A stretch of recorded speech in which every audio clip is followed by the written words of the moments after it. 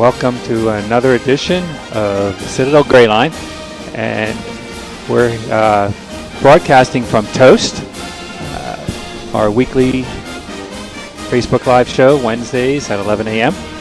And Jeff, welcome to have you here.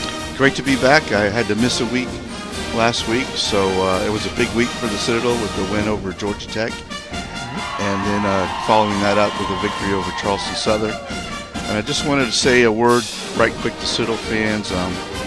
Those of you who follow on Twitter and on Facebook might be aware of my wife Dora's journey. Over the past month, we learned that she had colon cancer, and then a month later, we learned that she's been cured. She had an operation, and that removed the cancer, and she needs no further treatment right now, so we're good for 5 years, as I understand it, and then she'll have to remain vigilant, of course, and be checked out. But I just want to express my appreciation to all the Citadel folk who reached out with thoughts and prayers for Dora and our family during this time. And it's been a whirlwind month, but it has a happy ending. So thank you very much to all the Citadel people out there and Dora's friends. She has friends in so many different communities around the area, and they've all been great, and our families, of course. So, and she wants me to point out that her mom got her master's degree at the Citadel. Awesome. So her blood runs a little Citadel blue. So thank you very much. Yeah, that is a blessing. That's all great news, and great to hear that.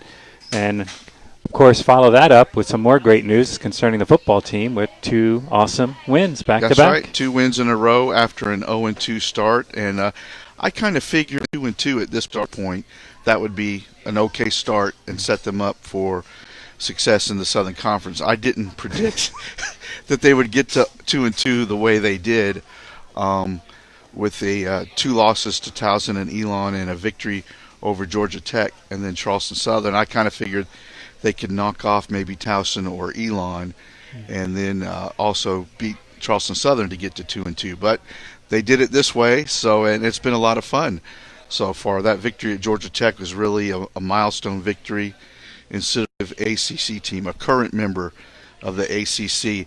Of course, they've beaten big teams in the past in years gone by, like Vanderbilt in 1962.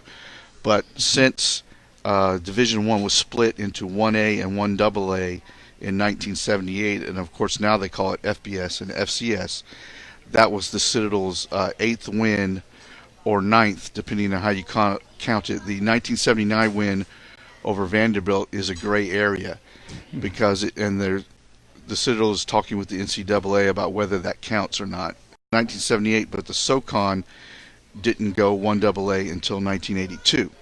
So there's a gray area with that game. But either way, 8 or 9, that's a lot of wins over 1A programs. In fact, only Northern Iowa and North Dakota State have more or the same. So that's a feather in the cap for Citadel fans. They've done well in those big games. For a school of 2,000, 2,500. Exactly. Northern Iowa and North Dakota State, they're large schools. They might as well be 1A. And their players have to wear military uniforms and eat in the mess hall and march around. It's pretty remarkable. They are remarkable guys. And I'll tell you what, I did forget to mention, number 1, who I am, and number 2, the remarkable guy that I'm standing in for. And that's Kyle Weaver. Kyle, they gave him the day off. He's going to take a little vacation. And so my name's Paul Evangelist, and I got the short straw. So, no, just kidding. I volunteered to help out here with John Rawl and the guys to make this happen today. So also, with those 2 and over an FBS team, is the Citadel ranked? They are ranked. They were ranked number 25 in the media poll, the FCS media poll, the week after they beat Georgia Tech, and then they maintained that position this week after beating Charleston Southern. And I was not able to go to the Charleston Southern game, but I did watch it on ESPN Plus, and I thought backup quarterback Brian Murdaugh did a fine job in his first real action. He's played in some mop-up spots in the past, but that was his first for an entire game, and I thought he did really well. I don't think the Citadel, they kind of simplified the offense a little bit. They relied a lot on the quarterback and the fullback dive. There wasn't much in the option pitch game, but I think that was by design to make things simpler for Brian, and they thought they could grind out enough points and then rely on the defense. And that's the way it turned out, although if Charleston Southern had played the backup quarterback the entire game, it might have turned out differently. That guy really lit a spark under them, Jack Chambers, when he came in the game.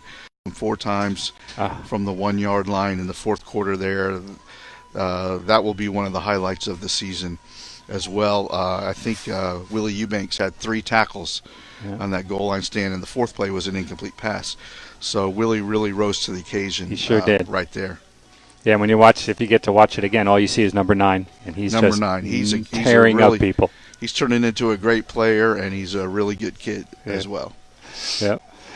So talk about the CSU game. Like, from my perspective, it was kind of a boring game. In the defense dominated, if you want to look at it that way, or or offense has sputtered, if you want to look at it that way. Of course, CSU started a freshman quarterback that they say is the better passer of the two. I didn't really see it in the game. He threw 3 or 4 floaters that should have or could have been picked off by the Citadel secondary. And this, like we said, the Citadel offense was, I think, a little simplified.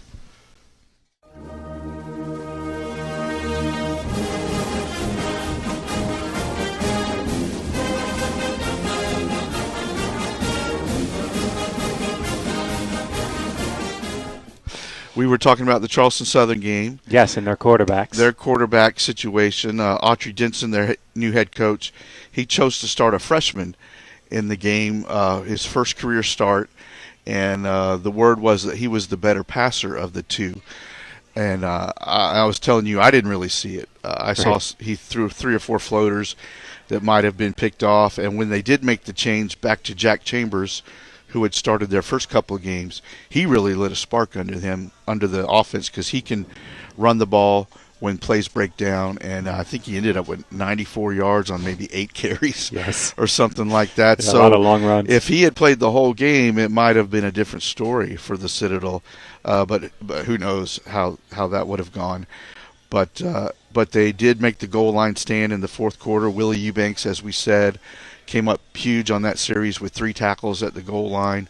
The fourth play was an incomplete pass on first down. And one question I had was why they handed the ball off 3 times. Why didn't they let the quarterback try?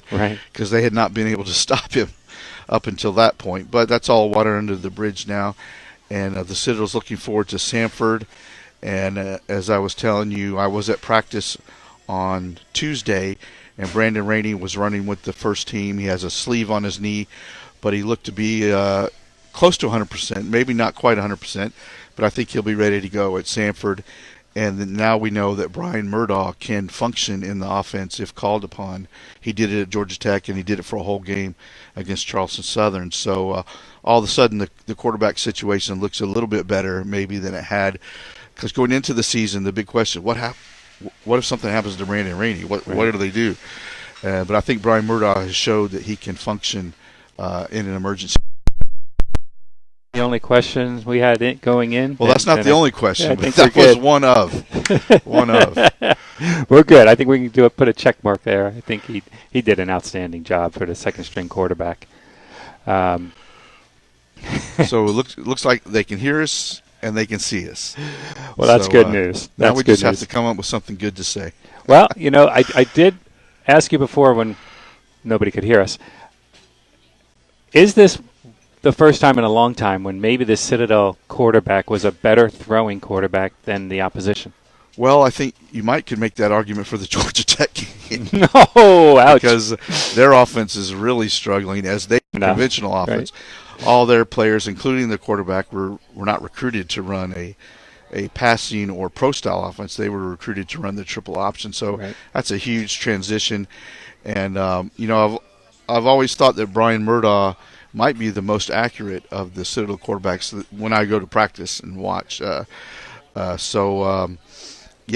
showed that he can function in this offense. He threw the 54-yard touchdown pass to Raleigh Webb, rolling out to the right, throwing on the run. So that was a great play by Brian. He did overthrow later in the game, it might have been earlier in the game, can't remember. But later. he did miss Raleigh on an open post passer. Raleigh Webb is another great story. I think he has 5 catches this season, 4 for touchdowns. So when they can get him the ball, he makes things happen, and so that's the life of a Citadel receiver, right? Block, block, block, and then when your turn comes, you better make that catch. And if you do, you're probably going to score a touchdown. Yeah, tagline might be "Nobody can tackle me." Well, he's the best athlete on the team, and you can tell just looking at him. He's a stud, 6'2" and 2-something, so really put together well and very fast as well. So the more often they can get Raleigh the ball, the better off they'll be. Excellent. So next week we have coming up Samford, but before we get into that, I want to thank our host location, Toast. You guys can come out here Monday through Friday from 4 to 7. They have awesome happy hour deals. They have basically $2 mimosas, $5 martinis. And then for appetizers, they are $5. They have certain appetizers on their menu that they'll have for sale for $5.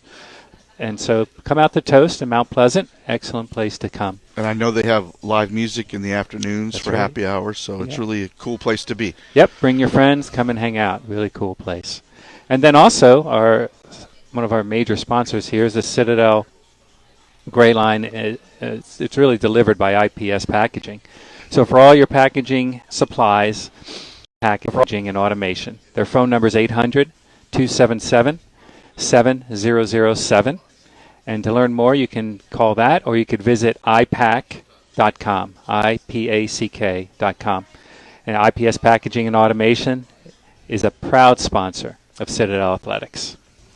All right, so Jeff, Samford, what do we know about them so far? Samford, it's always an entertaining game when the Citadel plays Samford, or usually an entertaining game. I think back a couple years ago to what I think of as the Cam Jackson 60-yard run late in the game to set up a touchdown and kind of spur a comeback. And then last year's game, also a big comeback win for the Citadel. They were down, can't remember the exact score, but they were down big at halftime. And Devlin Hodges, the Samford quarterback, was running all over the place and throwing passes, but the Citadel stormed back in the second half and won that game. So Citadel Samford is usually an entertaining ball game. This year, Devlin Hodges is finally graduated after 4 years of rampaging through the Southern Conference. Yeah. Of course, he won the Walter Payton Award, which is the FCS version of the Heisman Trophy last year, and he's moved on. I think he's in the NFL. I'm not sure if he stuck with a practice squad or a 13 quarterback or something like that. But he was a great player. So the big question for Samford coming into the season is, how do they replace Devlin Hodges? Well, they have a transfer from South Florida named Chris Adolakun, if I'm not butchering that too bad. That's a good one. Chris Adolakun. And he did not start the first game, but he's sort of won the starting job now, and he's really playing well. As Samford, he's the leading rusher and the leading passer for the Bulldogs. And the Samford offense has really started to click. Of course, they run the Hatch Attack, which is a version of the air raid named for their coach, Chris Hatcher. And Citadel fans will remember him. He coached at Georgia Southern back in the day, and actually was fired at Georgia Southern about half an hour after they had beaten the Citadel one day on the final game of the season. So usually you have to lose to the Citadel before you get fired, but he was fired after beating the Citadel. So anyway, he's now at Samford, and I think this is 4th or 5th year at Samford. They're averaging 39 points a game, and Adolakun is the top passer in the league so far. But their defense is struggling. They're giving up 35 points a game. So it might be a shootout. That would be in Samford's favor, in my opinion, if it turned out to that kind of game. What the Citadel wants to do is run their offense, keep the ball away from Chris Adolakun, and they've been doing a great job of that so far this year. They had the ball for 41 minutes at Georgia Tech. So the performance of that would really bode well for the Citadel Bulldogs on Saturday at Samford. Yeah, definitely ball control, you would think, would be a key thing for the Citadel to do coming into this game. Samford, They started out the season 0-2, just like the Citadel did. They lost to Youngstown State, and then they lost in double overtime at Tennessee Tech, 59-58. But they opened their SoCon schedule with a 21-14 win at Wofford. So they handled Wofford's offense pretty well in that game. At Wofford, they're trying to, I don't know if move away from the triple option or expand on the triple option, but whatever it is, they really struggled in their first couple of games. They kind of went back to the triple against Gardner-Webb last weekend and had a big victory, scored 49 points or something like that. Oof. So Wofford might have been going through a transition there when they played Samford, but they only scored 2 touchdowns against Samford. Wow. And then last week, Samford beat Alabama A&M 55-21. So they can score points, but they also give up points. Yep. So the Citadel will have Chris Adolakun while not wasting their own red zone chances. Doesn't do a lot of good to possess the ball if you don't punch it in at the end of that drive. Yeah, it'll be a good test for our defense. You know, coming off that 4th and 1 or 1st and goal from the 1 series came right at the very end of the game. Right.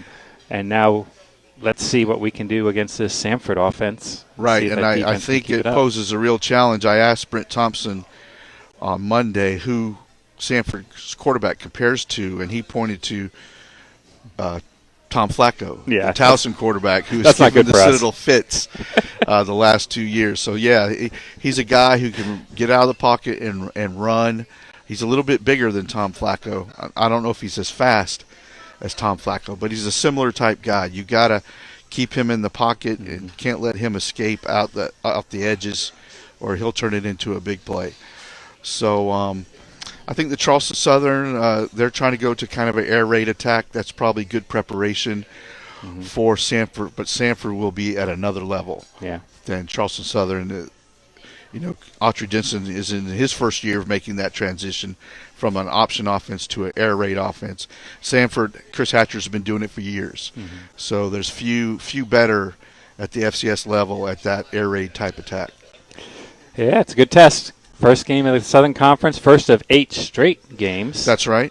Wow. And, I think they open with Samford, which is a tough game, and then they have VMI and Western Carolina. So they have a chance to get off to a decent start in the SoCon. VMI and Western are both struggling. Western's not sure what's going on with their quarterback situation. Tyree Adams, he was suspended for the NC State game, and I'm not sure what's happened with him since. Oh boy. But they've been playing their backup quarterback, so not sure what's going on there. And then October 19th at Furman. That's going to be a big one. The Paladins are looking very, very strong this year. They have a redshirt freshman quarterback, Darren Granger, from up around Conway, 6'4", strong arm, can run, and he's really lighting it up this year. So Furman's going to be tough for anybody to beat. Right. Well, that might wrap us up for football. Okay. Basketball front, of course, the team starts practice this weekend to get ready for their season, which opens November 9th, I want to say, but it's UNC Asheville at home as their home opener.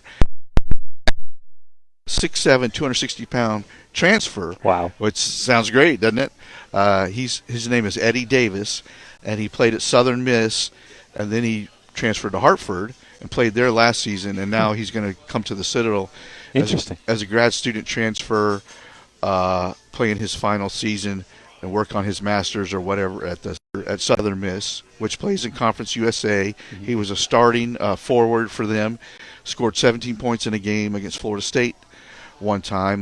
His averages aren't great, maybe 5 at Southern Miss, 5 points, 3 rebounds, and 15 minutes a game or something like that for his final season there. But as we saw with Lou Stallworth last year, you can come into the Citadel and really put up some numbers in Coach Duggar Baucom's offense. Lou had similar type journeyman numbers during his previous stops, but when he came to the Citadel, all of a sudden he's a 20-point-a-night, 6 assist, 6 rebound a night guy and makes all conference. So maybe Eddie Davis can come in and do the same type of thing. 6'7", 260. Obviously, he's a big body. Coach said he's got good feet and can even get out and shoot the three-pointer on the perimeter. So he'll give them a defensive presence that, Zayn Najdawi was always undersized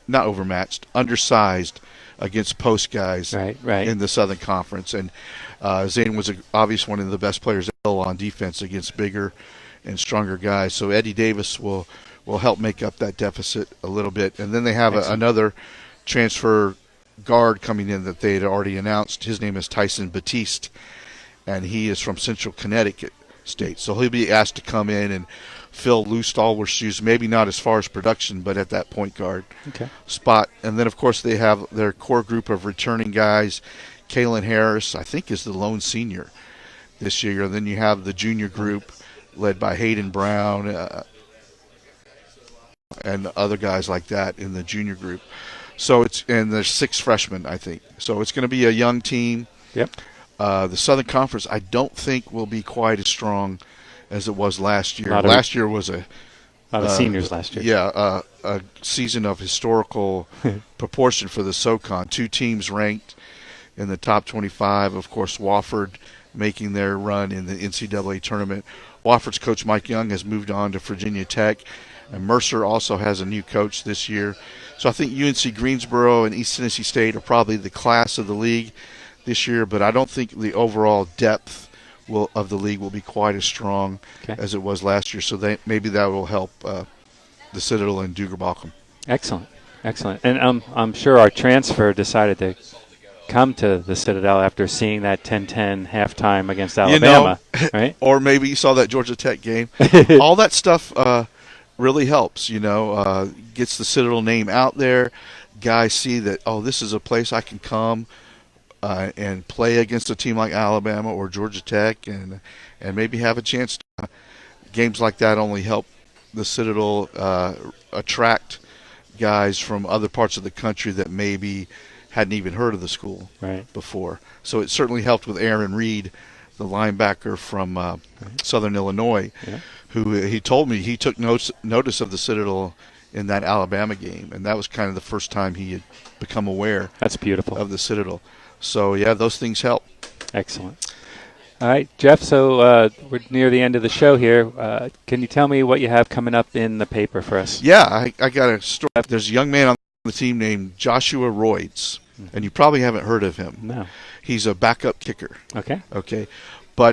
And he's about 5'8", 160 pounds. Yeah. And the Citadel has been using him as sort of the face of Citadel football. I don't know if you saw some of the tweets before the Alabama game.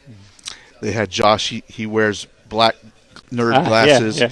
He's got a missing front tooth that he can take out. And he just looks like the ultimate underdog, scrawny kicker. And they've been using him to good effect in football. So I thought, who is this guy that is getting Twitter famous representing Citadel football? And he turns out to be kind of a fascinating kid. He's from New York, really a physics major, really brilliant, does financial market analysis. He's working on a project with the city of Charleston to predict flood tides and all that kind of thing. So he's really a brilliant kid, and all his teammates think he's going to be rich one day, playing the market with his financial analysis. So, Joshua Royds, backup. That should be in the paper Thursday or Friday. Excellent. Yeah. Excellent. Well, once again, we'd like to thank Toast and IPS Packaging and Automation. Welcome to everyone to watch this, share it, and send out the Citadel GrayLine to your friends. We'd appreciate that. And we welcome Kyle back next week so that we won't have any technical issues. My apologies about that. And we just thank you all for being here and watching.